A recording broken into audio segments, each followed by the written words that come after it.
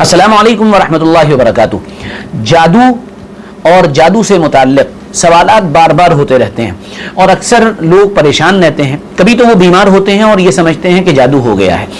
आखिर जादू की निशानियां क्या हैं? हम इस पर पहले भी कई मरतबा गुफ्तगू कर चुके हैं, लेकिन चूंकि ये एक ऐसा सवाल है जो बार बार होता रहता है कि जादू कैसे पता चले कि जादू है भी या नहीं है।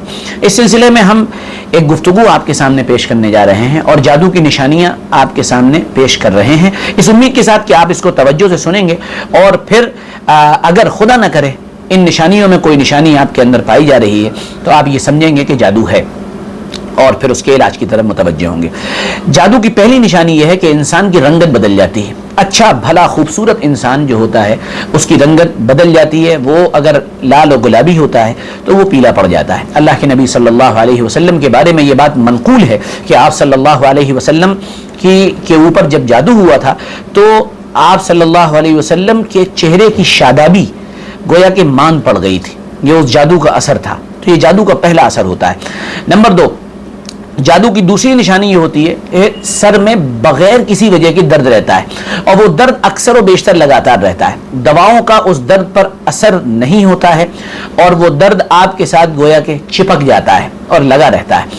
तो अगर ऐसा दर्द खुदा ना करे आपके सीने में है, सर में है, तो आप उसकी यानी उसको देखें और फिर खुद को चेक भी करें या किसी अच्छे आमिल से चेक करवाएं। नंबर 3, तीसरी बात यह है कि जिसके ऊपर जादू होता है वो अगर घर में रहता है, अपने घर के अंदर उसका दिल नहीं लगता है, वो घर में उदास रहता है, परेशान रहता है, तकलीफ में रहता है, लेकिन जब वो घर से बाहर निकल जाता है, घर से कहीं भी आउटिंग पे जाता है तो उसको बड़ा अच्छा लगता है, बड़ा मजा आता है। ये जादू की बहुत बड़ी निशानी है।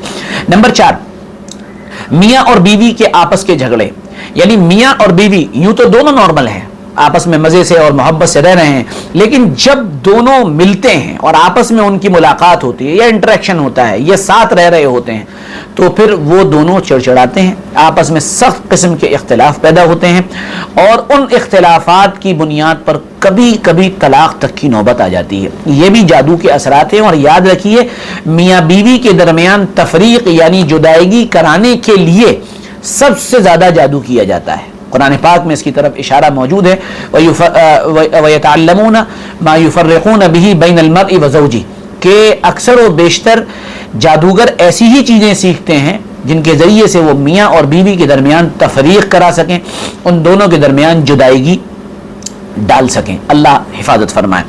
जादू की 5वीं निशानी ये है कि डरावने ख्वाब आते हैं।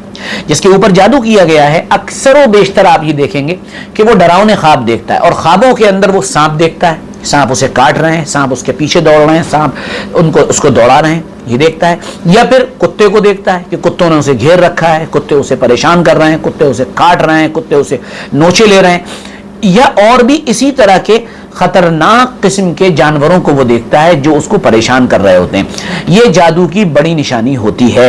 अक्सर बेशतर इलाज करने वाले, रुकिया करने वाले और आमिल हजरात इसी तरह की निशानियों से पहचान लेते हैं कि इस इंसान पर जादू है। ये जादू की मुख्तसर 5 निशानियां मैंने बताई हैं। अगर इनमें से कोई भी निशानी आपके अंदर पाई जा रही है और डॉक्टरी एतबार से यानी डॉक्टर से इलाज कराने के एतबार से वो सही नहीं हो रही है तो फिर आप किसी अच्छे आमिल से रुजू करें और उसको अपनी परेशानी बताएं ताकि आपका इलाज सही से हो सके। अल्लाह ताला हम सबको जादू से और जादू करने वालों के शर से बचा सके।